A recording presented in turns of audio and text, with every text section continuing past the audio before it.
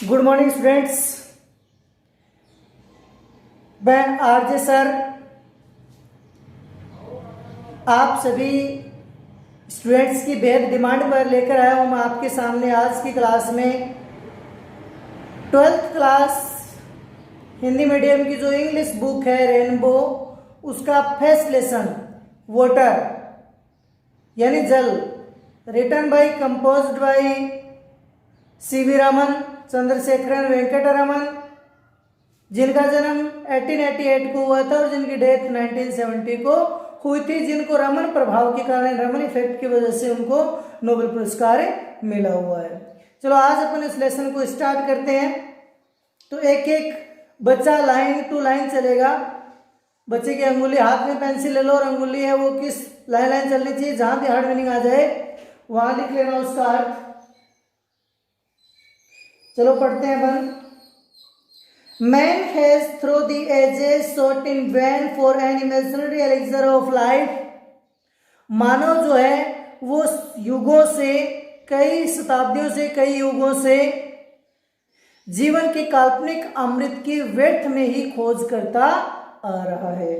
कहने का मतलब वैन का अर्थ होता है व्यर्थ, सोटेन तलाश करना, खोज करना, इमेजिनरी एलिक्सिर ऑफ लाइफ है जीवन का काल्पनिक अमृत।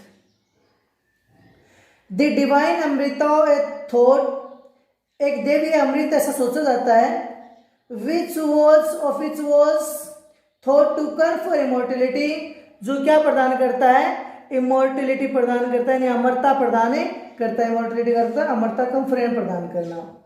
But the true elixir of life lies near to our hands, लेकिन जो वास्तविक अमृत है वो हमारे हाथों के समीप ही रहता है। For it is the commonest of all liquids, क्योंकि यह सभी पदार्थों में, सभी द्रव्य पदार्थ है उनमें सबसे कॉमन है। प्लेन वाटर, साधारण जल। I remember one day standing on the line which separate the Libyan desert from valley of the Nile of Egypt. समझ में आई बात है? तो एक बार राइटर बोल रहा है कि मुझे वो दिन याद आ रहा है जिस दिन मैं एक ऐसी लाइन के ऊपर खड़ा हुआ था जो लीबिया डेजर्ट को, यानी लीबिया के रेगिस्तान को नील के अंदर, इजिप्ट यानी होता है नील, डेजर्ट है रेगिस्तान, तो नील जो है नदी, उसकी जो घाटी है उससे अलग करता है। समझो दोबारा से, राइटर बोल रहा है कि मैं एक बार ऐसी लाइन पे, रेखा पे खड़ा हुआ था जो लीबिया डेजर्ट को मिस्र की नील नदी घाटी से सेपरेट करती है, अलग करती है। On one side was visible a sea of blowing sand without a speck of green or a single living things anywhere visible on it। तो उस नदी की एक तरफ क्या था, एक तरफ क्या था कि एक तरफ हरियाली के एक कण के बिना, speck of green, speck of green मतलब हरियाली का कण, तो नहीं, बिना एक भी हरियाली के कण के वह इस पर एक अकेला जीवन भी दिखाई दिए बिना, इसमें से एक सर्वाधिक, यानी बिना बादलों की शक्ल में ऊपर उठता हुआ रेत का समुद्र था। याद आना, दोबारा से देखो इस लाइन को, मैं आपको अच्छे समझा देता हूँ। One side was visible a sea of blowing sand, एक तरफ उड़ता हुआ धूल का समुद्र का गुबार जैसा दिखाई दे रहा था, जो कैसा था, without a speck of Nile in Egypt, जो नील, स्पीक ऑफ ग्रीन और a single living thing anywhere visible on it, इसके ऊपर एक भी हरियाली का कण दिखाई नहीं दे रहा था और जीवन का एक अंश मात्र भी दिखाई नहीं पड़ रहा था जहां जहां तक देखा जा सकता था। On the other side lay on of the greenest most fertile and densely populated areas to be found anywhere on the earth। और दूसरी तरफ क्या था, सबसे हरियाली युक्त, सबसे ज्यादा उपजाऊ, सबसे ज्यादा घने आबादी वाले क्षेत्र, फर्टाइल उपजाऊ होता है, और डेंसली यानी घनत्व है, डेंसली पॉपुलेटेड एरिया तो जनसंख्या घनत्व वाले क्षेत्र। तो पॉपुलेटेड एरियाज भी फाउंड एनीवेयर, वो हर जगह दिखाई दे रहे थे, मिल रहे थे जहां तक नजर जा रही थी। Teeming with life and life and vegetables, तो वेजिटेबल्स आप जो वेजिटेरियन जानते होंगे आप, vegetarian, vegetation, vegetation, vegetable, vegetarian, तीन नाम मैंने लिए हैं। तीनों अलग अलग चीजें हैं, एक ही चीज से संबंधित है। वेजिटेबल का अर्थ है वनस्पति, वेजिटेशन यानी होता है वन, और वेजिटेरियन क्या होते हैं, जो शाकाहारी होते हैं वो होते हैं। तो इस लाइन को पीछे देख लेते हैं अपन।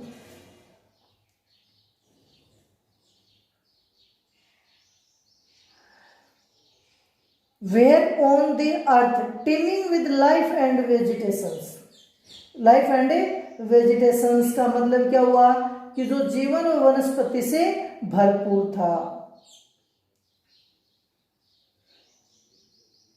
Who made this wonderful difference, ये आश्चर्यजनक अंतर किसने किया।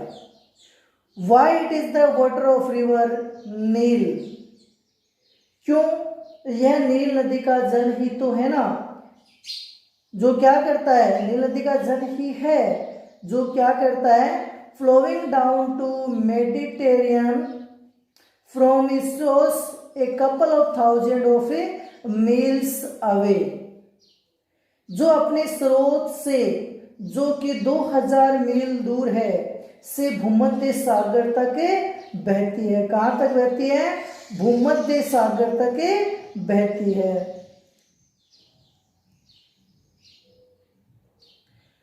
Geologists tell us that the entire soil of the Nile Valley is the creation of river itself। तो जियोलॉजिस्ट होते हैं भूविज्ञानी, भूविज्ञानी हमें बताते हैं कि नील नदी की समस्त मिट्टी का सर्जन इसने स्वयं अपने आप ही किया है। Brought down as the finest silt in its flood waters from the highlands of Abyssinia and from remote Central Africa, and laid water from laid down through the ages in through which the Nile flows into the sea। जिसे यानी इस मिट्टी को नदी ने खुद निर्माण किया, तो घाटी का निर्माण किया, तो मिट्टी ला के किया, तो इस मिट्टी को क्या हुआ, इस मिट्टी को इसका बाढ़ी जल, बाढ़ी जल मतलब बहता हुआ जल कहाँ से लाया, अबिसिनिया की उच्च भूमि से तथा मध्य अफ्रीका के अंदरूनी भागों से बारीक मिट्टी के रूप में लाया था। बारीक मिट्टी, फाइनेस्ट सिल्ट लिखो, बारीक मिट्टी के रूप में लाया था, और इसे युगों युगों से इन गर्तों में जमा कर रहा था, जिनसे होकर नील नदी कहाँ जाकर गिरती है, समुद्र में जाकर के गिरती है। Egypt in fact was made by its river, मिस्र वास्तव में इसकी नदी के द्वारा बनाया गया है, बसाया गया है।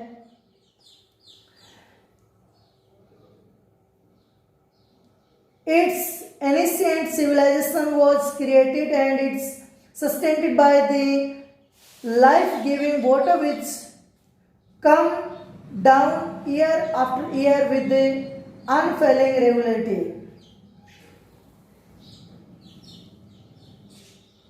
इसके जीवनदायिनी जल द्वारा जो चूक रहित नियमितता के साथ बिना चूके वर्षों वर्ष बहता रहा, ने इस प्राचीन सभ्यता का सर्जन किया, इसे बनाए रखे हुए भी है। I give this example and to give many others to emphasize that this common substance which we take for granted in our everyday life is the most potent and most wonderful thing on the face of our earth। मैं ये उदाहरण दे रहा हूँ तथा अनेक उदाहरण और भी दे सकता हूँ, इस बात पर जोर देने के लिए, जोर देने के लिए, स्पष्ट करने के लिए कि वह आम पदार्थ जिसे हमारे दैनिक जीवन में कड़ी आसानी से पाते हैं, हम ढूंढ लेते हैं या हमारे आसपास में पाया जाता है, वह इस पृथ्वी के तल पर सर्वाधिक महत्वपूर्ण, पोटेंट महत्वपूर्ण, सर्वाधिक महत्वपूर्ण तथा सर्वाधिक आश्चर्यजनक वस्तु है। It has played a role of vast significance in shaping the course of the Earth's history and continue to play the leading role in the dramas of life on the surface of our planet. इसने पृथ्वी के इतिहास के मार्ग की रचना करने में अपार महत्व की भूमिका निभाई है, बहुत बड़ी भूमिका निभाई है और हमारे ग्रह की सतह पर जीवन रूपी नाटक में यह जल अग्रणी भूमिका निभा रहा है।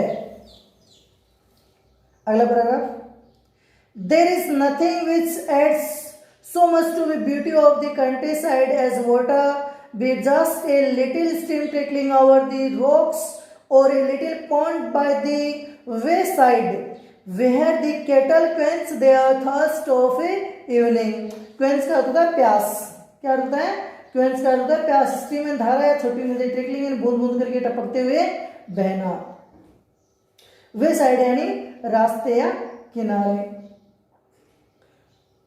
कोई चीज ऐसी नहीं है जो कंट्री साइड एंड ग्रामीण क्षेत्र यानी जो देहाती जो क्षेत्र है उनके सौंदर्य में इतनी वृद्धि करती हो जितना कि जल करता है।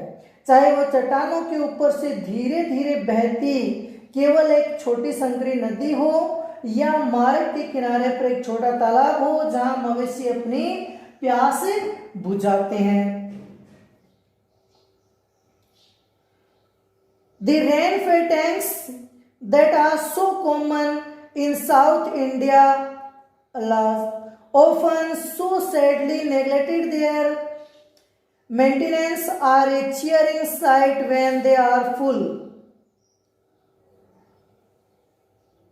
वर्षा जल से भरने वाले तालाब जो दक्षिण भारत में बहुत सामान्य बहुत ज्यादा पाए जाते हैं, किंतु दुख की बात यह है, का दुख प्रकट किया है यहाँ पर राइटर ने। क्यों किया होगा? क्योंकि दुख की बात यह कि उनकी अक्सर लोग क्या करते हैं, घोर उपेक्षा करते हैं, इनको नेग्लेक्ट करते हैं, इग्नोर करते हैं, जबकि ये एक आनंददायक दर से होता है जब वे पूरी तरह से भर जाते हैं बारिश के दिनों में।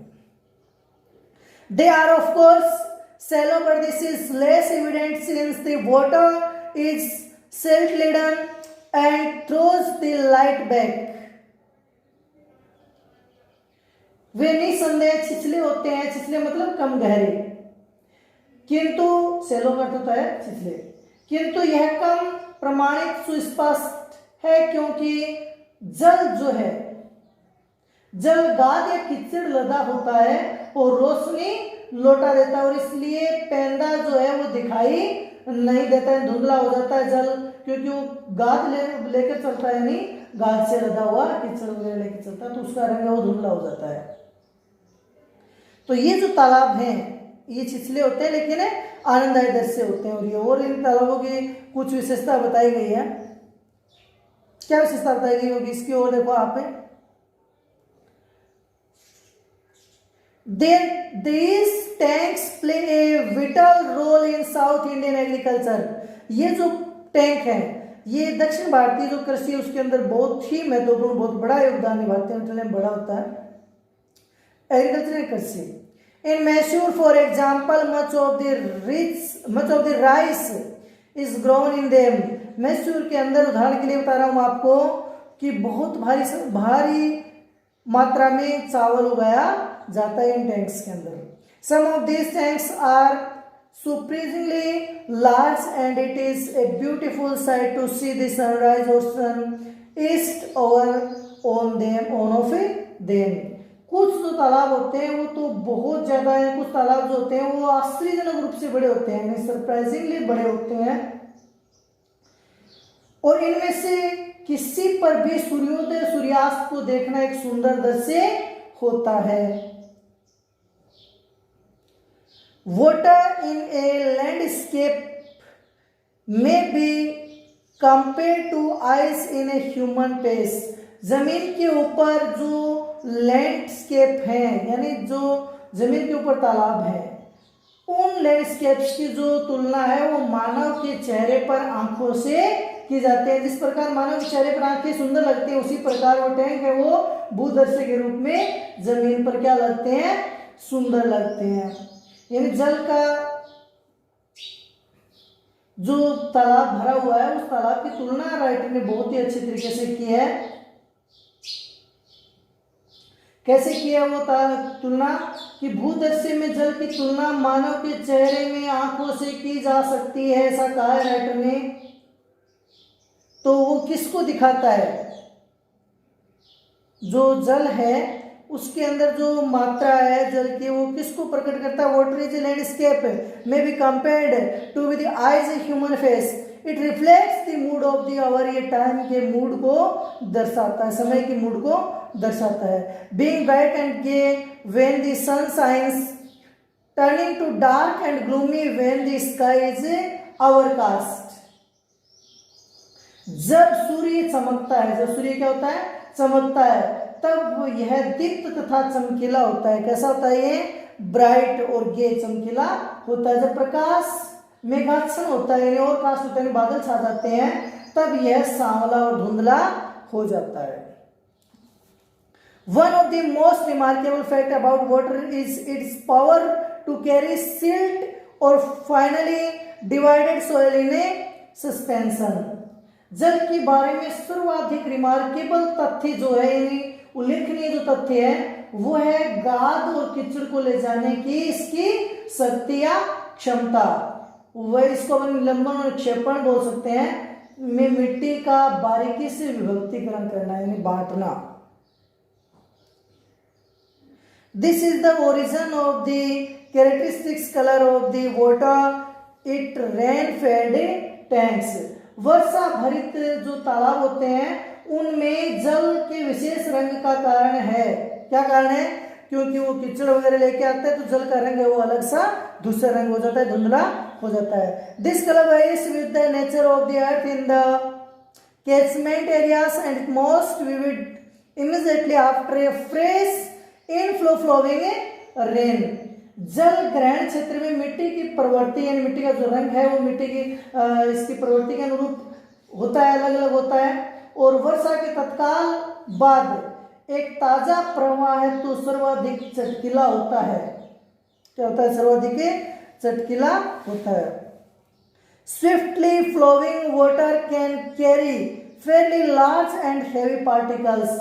तेजी से बहता हुआ जल काफी बड़े और भारी कणों को भी अपने साथ बहा करके ले जा सकता है।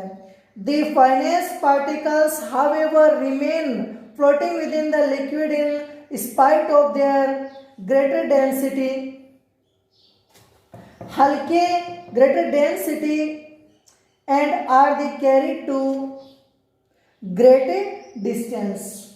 तो हल्के जो बारीक कण हैं वो फिर भी अपनी सर्वाधिक सघनता या घनत्व के बावजूद भी द्रव या जल के अंदर तैरते रहते हैं और काफी दूरी तक ले जाए जाते हैं। Such particles of course extremely small, ऐसे जो पार्टिकल्स होते हैं, कण जो होते हैं, उन्हें संदेह बहुत ज्यादा छोटे होते हैं। इनकी संख्या क्या होती है? Largest in number, number is great and incredibly large amount of solid water can be transported in that way. ऐसे कण निस्संदेह अत्यधिक छोटे होते हैं किंतु इनकी संख्या इतनी अधिक होती है कि ठोस पदार्थों की एक अविश्वसनीय, इनक्रेडिबल होता है अविश्वसनीय, बड़ी मात्रा को इस तरीके से बहा करके ले जाया जा सकता है। समझ में आई बात यहां तक? When silt laden water mixes with the salt water of the sea, there is a rapid precipitation of the suspended matter. जब गाद से लदा हुआ जल समुद्र के लवणीय जल में मिश्रण करता है, मिलता है, तो निलंबित पदार्थ का तेज अवक्षेपण होता है। क्या होता है? तेज गति से अवक्षेपण होता है, प्रेसिपिटेशन होता है, अवक्षेपण। और सस्पेंडेड तो निलंबित, सस्पेंड का नाम सुना होगा, निलंबन। जब एक व्यक्ति स्टीमर से एक विशाल नदी से यात्रा करता है, समझ में आई बातें? जैसे देखो इसके अंदर क्या दिया हुआ है, this can be readily seen when one travels by a steamer down a great river to the deep sea. जब एक व्यक्ति स्टीमर से विशाल नदी से लेकर के गहरे समुद्र की यात्रा करता है तब इसे आसानी से देखा जा सकता है।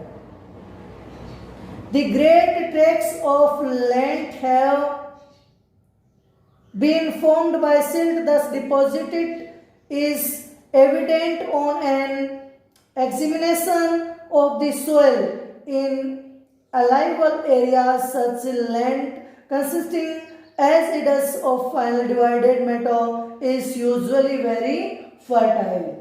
जल का जो रंग है गंधला लाल जैसे या पीले हरे रंग की विभिन्न छाया के कारण बादामी गाद के जैसा हो जाता है। कैसा होता है?